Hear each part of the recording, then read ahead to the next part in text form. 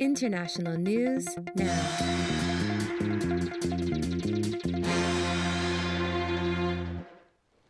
Okay, so like we said, we're going to talk more about the Iranian nuclear accord as our central news story, and there's some recent developments that we'll get to in just a second.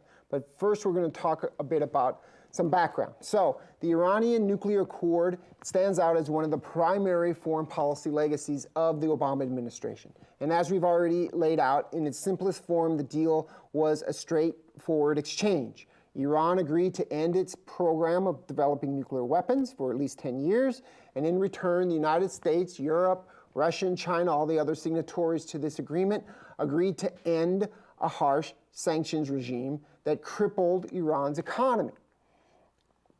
The sanctions had severely weakened Iran's ability to export oil or sell oil in global markets, and so this was a particular problem for Iran. But the sanctions also froze Iran's financial assets in banks around the world.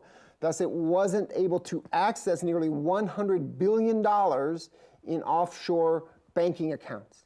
So the potential deal offered both sides something they desperately wanted. The United States got a non-nuclear Iran. We desperately wanted that for regional security and a variety of other reasons. Iran got an end to sanctions, which it desperately wanted for economic reasons. But at the same time, both sides were forced to give up a lot as well. They had to engage in painful negotiations with a professed enemy. Now we're going to show you a quick video from Vox that outlines the most important components of this nuclear deal. So negotiators from Iran and the six big world powers have just emerged from months of negotiations in Austria and Switzerland to announce that, believe it or not, they have an Iran nuclear deal. Every pathway to a nuclear weapon is cut off. But what does that actually mean? How does all that actually work? Well, this gets technical really fast, but it helps if you go through and look at some of the most important issues. One of the big ones is uranium. That's the stuff. You dig it out of the ground, use it for nuclear fuel for a power plant or even for a bomb. The deal requires Iran to give up 97% of its enriched uranium, almost all of it, down to just a 300 kilogram stockpile, not very much. Uranium comes in different levels of enrichment. Now, this restriction is really severe. Iran is only allowed to have its uranium up to 3.67% enrichment. And to give you a sense of what that means, medical research grade uranium is enriched to 20%, and weapons grade uranium is enriched to 90%. So Iran's uranium is going to be way down at 3.67%, very safe in energy grade and not something that is anywhere near what can be used for a nuclear weapon. Iran is going to give up most of its centrifuges. It's going to go from 20,000 centrifuges to just 5,000 that are spinning fissile material, plus another 1,000 that it can use for research and development but can't use fissile material. And if Iran decided one day, you know what, we don't like this deal anymore, we're going to build a bomb, it would take it a really long time to do it. And that gets to another really important issue, and that's inspections. Inspections and monitoring are how we make sure that Iran is sticking to their end of the deal and that they're not cheating. The inspections that the U.S. got out of this deal are frankly just astonishing. One arms control analyst said he thought there was, quote, almost a 100% chance that if Iran cheated, it would be caught by these inspections. That's how good they are.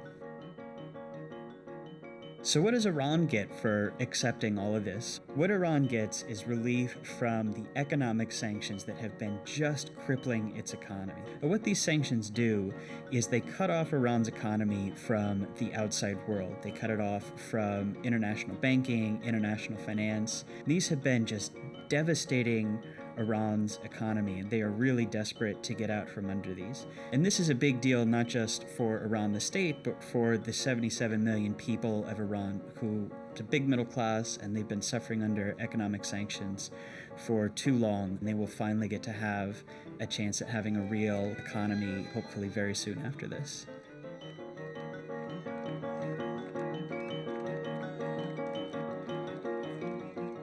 Okay, so let's look a little bit about the history of this accord. So we can date the strategic need to work on this agreement back to the American war against Iraq in 2003.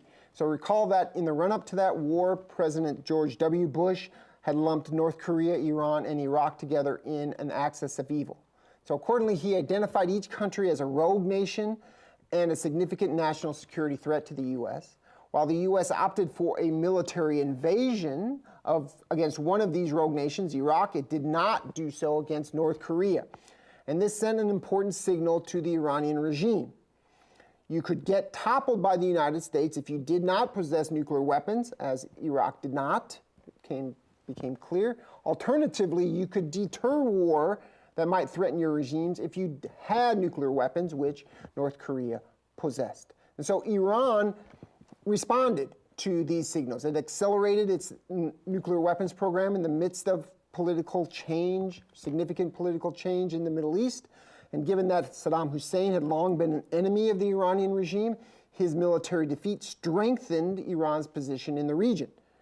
And moreover, the democratic institutions in Iraq strengthened the domestic power of Iraqi Shia, which is the majority sect within Iraq, and they were much more likely to be favorable to a cooperative relationship between Iran and Iraq. So by 2006, the International Atomic Energy Agency, or the IAEA, had declared that Iran was not in compliance with its obligation under the Nuclear Non-Proliferation Treaty, and the UN Security Council then voted later that year to impose economic sanctions on Iran for its non-compliance and its development of nuclear weapons. And so this nuclear program also threatened Israel. So another factor to take into consideration. Israel and its limited geographic size and population concentration is incredibly vulnerable to a decapitating nuclear strike. And Iran has a long history of making military threats against Israel. So Iran also supports Hezbollah in Lebanon, which targets Israel with terrorist attacks and military strikes. So they're enemies. Consequently, Israel has consistently opposed the Iranian nuclear weapons program and pressured the United States to ensure that Iran would not acquire a nuclear weapon that it could launch against Israel. So the Israeli government has also sought American permission to launch a preemptive military strike against Iranian nuclear facilities in 2008 under the Bush administration. So briefly here, we're going to put up a image on your screen. And this is from a website that estimates the fallout from potential nuclear strikes. And so what this figure does is imagine a nuclear attack on Tel Aviv in Israel. The yield of this weapon is estimated at 45 kilotons. That's the largest. That's the size of the largest nuclear weapon ever tested by Pakistan. And you can see the incredible damage that a strike like this would cause on Israel, talking about killing about 170,000 people, injuries over 300,000. If you shift the neighborhood slightly in Tel Aviv into more densely populated numbers, or into more densely populated areas of Tel Aviv, those fatalities push upwards to 250 to 300,000. This illustrates the security threat that Iranian nuclear weapons poses to Israel. So more broadly, the United States, Israel, Russia, China, and many European countries sought to prevent Iran from acquiring nuclear weapons for a host of reasons, right? They worried that a nuclear-armed Iran could provoke a preventive war launched by Israel. Israel couldn't be vulnerable to such an attack, so they might decide to take out the Iranian nuclear weapons first. The signatories worried that a nuclear-armed Iran would force Saudi Arabia into developing its own nuclear weapons, and they worried that a nuclear Iran could use those weapons in a future war or share them with terrorists. Accordingly, we can simultaneously think about the Iran nuclear accord as an attempt to negotiate a peace settlement in the region. The negotiators hoped it would reduce pressure to launch a military strike against Iran to halt its nuclear weapons program and prevent a future war fought against a nuclear Iran. So if this agreement arguably helped to preserve peace in the region, then why did Israel, Republicans in Congress, and the Trump administration object to this deal? So let's take each one of these issues in turn. First, Republican and Israeli officials shared many of the same objections to the deal. First, they argued that it was not strong enough. The deal essentially had a 10-year window on it. Hypothetically, Iran could restart its nuclear weapons program in 10 years. Republicans in Congress and Israel felt that this window was too short, and they preferred to maintain economic and political pressure on Iran in a way that would make it more difficult for Iran to resume that nuclear weapons program. Second, Republicans and the Israeli government were deeply concerned about the financial bonanza that Iran received as part of the deal. So let's be clear, this was not a payment of American funds to the Iranian government. Instead, the deal unlocked Iranian funds that had been deposited in Western financial institutions. Now, Republicans and Israel worried that these funds could then be used to ramp up military spending and the sponsorship of terrorism in the region. Third, Republican critics expect future bad behavior from Iran. They were worried about its future sponsorship of terrorism. They wanted provisions in the deal that could penalize Iran for those actions in the future. And Republicans didn't want to eliminate the sanctions regime without Iran making more concessions than just giving up its nuclear weapons. Republicans and the Trump administration, they want concessions that limit Iran's ballistic missiles program, and they want penalties if Iran is ever aiding terrorist strikes. Now, we should add a fourth component to these objections. That is the standard partisan argument that drives much of what's going on in Washington, D.C. today. Many Republicans oppose the Iran nuclear deal because the Democrats and Obama had supported it. Now, these objections led to a last-minute deal between President Obama and Congress to approve the nuclear accord in the summer of 2015. We're going to talk about this in future modules, but the Constitution holds that international treaties need to acquire support for approval from 2/3 of the Senate. Now, there was no way that President Obama could have secured this level of support from the Senate in 2015. So Obama threatened to implement the provisions of the treaty through executive order. This means that he would just direct the federal government to act as though an international treaty was in place with Iran. He could tell the agencies of the executive branch that they needed to observe the terms of the deal that had been reached, even if Congress hadn't approved of it. Now, Republican senators created a compromise, worried about this. They created a compromise that reinserted Congress into the treaty approval or ratification process, even though nobody's ever called it a treaty. Now, these are important legislative provisions because they subsequently structured how how President Trump handled this issue. Let me just briefly summarize this, and we can skip through it. So the big thing that Congress did was they allowed the treaty to go through with only 1/3 of support. It needed 2/3 support to block the treaty. And so this essentially allowed Democratic senators to prevent Congress from blocking the approval of the deal. And so because Congress couldn't block the approval of the deal went into place.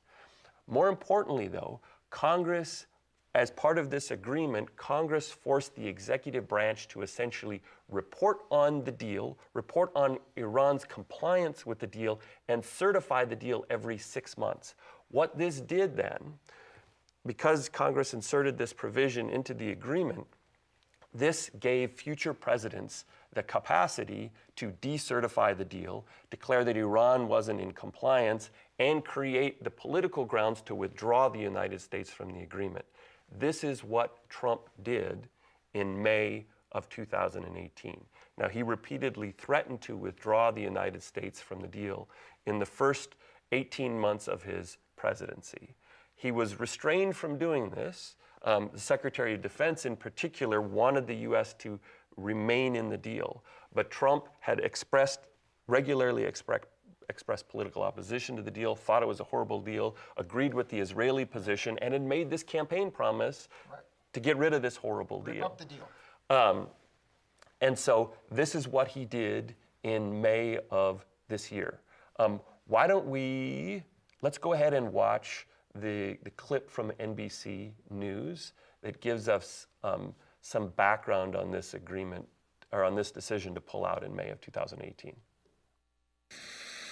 tonight, one of the most significant but not surprising foreign policy moves from President Trump. The United States will withdraw from the Iran nuclear deal. Punishing new sanctions now back in place as the president gives some companies up to 6 months to wind down involvement with Iran. We cannot prevent an Iranian nuclear bomb under the decaying and rotten structure of the current agreement. The 2015 deal forced Iran to get rid of 95% of its nuclear fuel and allow outside inspections in exchange for relief from tough international sanctions. But the president never liked that the deal let Iran start up some activity again in 2025 and that it didn't address other bad behavior, like Iran's ballistic missile program. It's a bad deal. It was a terrible deal. Horrible, horrible, horrible Iran deal. Still, his own administration has acknowledged Iran's not violating its end of the agreement. I've seen no evidence that they are not in compliance. Now, President Obama, who negotiated the deal, says President Trump's decision risks eroding America's credibility.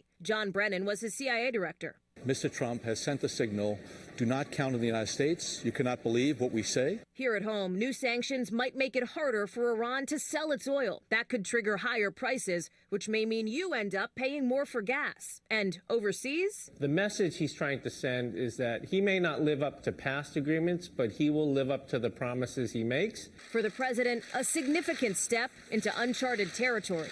Hallie Jackson, NBC News, the White House.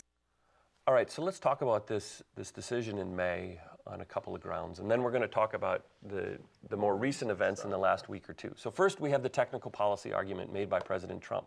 The agreement won't work. It can't achieve its stated goal, which was to prevent Iran from acquiring nuclear weapons. They're going to do it anyway, and so I'm getting the U.S. out of the deal right now, and I'm snapping back sanctions to deprive Iran of the economic means of restarting that nuclear weapons program. So this was just an argument that we should have never had this deal. It was a bad deal. I'm just getting out now to control the damage.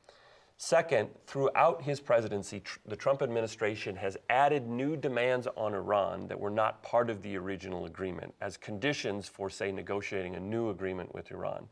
Iran has to stop support for terrorism in the region, has to subject itself to penalties. If it does so, it has to reduce its support for Hezbollah in Lebanon. And in particular, the Trump administration wants new constraints on Iran's ballistic missile program, its ability to deliver bombs more broadly in the region. Now, third, the Trump administration's action in May helped illustrate the challenges associated with enforcing agreements under anarchy. Right? Trump administration officials, we saw Pompeo there, acknowledged that Iran was complying with the deal as it was constructed in 2015. The administration simply said it didn't like the deal and withdrew. The cooperative agreement broke down. And again, there was no mechanism, there isn't a mechanism in place to penalize the United States for violating these commitments that it made in 2015. Now, we can trace this change back to a deeper shift in U.S. politics, right? We know that President Trump campaigned on this issue. He said he wanted to withdraw, and he did so. And so the change in U.S. politics shifted the foreign policy interests of our government and contributed to the collapse of this deal. Now, critics of the administration suggest that this policy action will create larger, more long-term problems because other countries won't trust the United States anymore. This means that, and the concerns that they're raising here is that other countries won't want to make new deals in the future because of growing uncertainty about whether or not the U.S. will uphold those deals. And I think what I want you guys to differentiate here is between, don't think this is just about President Trump. And some of the criticism of the administration just gets locked into, this is President Trump. If President Trump's gone, the U.S. word will be good from now on. The rest of the world isn't banking on that anymore. Why? Because the election of President Trump reflects a deeper underlying shift in the composition of foreign policy interests held by the American public. This is what they believe in Germany. And so it's Trump withdrawing from this agreement now, but there's greater concern in Europe that future Republican presidents or future Democratic presidents could do the same thing, could withdraw. This isn't just a Trump phenomenon. This is a story about there is more uncertainty in the American domestic electorate in 2018 than there was 20 or 30 years ago. And the rest of the world is responding to that. And just let's realize, the circumstances that led to the capacity of Trump to just pull out of this agreement. They didn't have a treaty. If there was a treaty that had 2/3 support from the Senate, he couldn't have just pulled out of a treaty as easily. The reason they couldn't do a treaty was that there wasn't a consensus behind the deal in the first place. And so he had to go with executive action. When they were making this executive action, Republicans were already saying this executive action could be reversed by a future president. And so there is this underlying discord and disagreement that helps to lessen these sorts of agreements that have to be made by executive action because you can't politically execute a treaty. So, okay, so let's bring the story up to the present because there has been some movement in the past week. So when the United States withdrew from the agreement in May of 2018, Iran continued to uphold its obligations within this deal, despite an American announcement to resume sanctions in 6 months. The European parties to the agreement said they would work to put together a revised agreement with sufficient economic incentives for Iran to remain in the deal. In May, Iran demanded that European governments make concessions that would allow Iran to finance trade through European banks and guarantee oil sales. Okay? So Iran's President Rouhani initially pursued this agreement as a means to jumpstart a flailing Iranian economy through oil exports and new foreign investments into Iran. Much of that new foreign investment is now pulling out over concerns that those firms won't be able to export products out of Iran. So in other words, the United States has real economic leverage here over Iran. The Iranian economy continues to struggle, and its president has come under new domestic political pressure for signing the agreement in the first place. Okay, so then last week, Iran's supreme leader, Ayatollah Ali Khamenei, announced that Iran should give up hope on the Iran nuclear deal because European leaders wouldn't be able to secure sufficient economic incentives for Iran. This was taken as a signal that Iran would probably withdraw from the agreement, which could mean that it will restart its nuclear program. Moreover, Iran also conducted a series of naval exercises in the Straits of Hormuz in August to demonstrate its military capacity to control that waterway. Its officials have also issued public threats saying that it would seize physical control over the Straits of Hormuz if it could not sell its oil. So this maneuver would then prevent other countries in the region from moving their oil through that strategically important strait. Okay, so we're going to show you a picture of the waterway on the screen now. At its narrowest point, the strait is about 29 nautical miles across. About 20% of global oil supplies pass through this strait. In 2018, the global supply of oil is about 100 million barrels of oil per day. In other words, if that oil supply contracted by 20 million barrels because Iran closed off the Strait of Hormuz, the jump in oil prices would be instantaneous and very dramatic.